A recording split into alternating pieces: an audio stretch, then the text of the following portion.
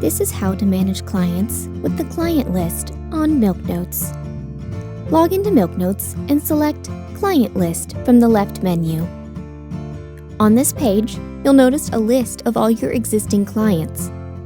Selecting a client name will expand a list of their information underneath. You can use the search bar at the top to find a particular client by name. Additionally, clicking the name, last visit, and total visits fields at the top will allow you to sort your client's list information.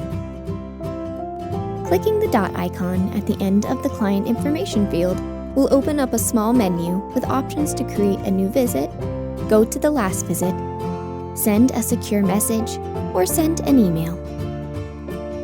On the top of the client list page, you'll notice a button to Add New Client. This will open up a window that will allow you to add a client to your list without creating a visit. Fill out your client's information and click Submit. Subscribe to the MilkNotes YouTube channel for more simple tutorials and helpful information.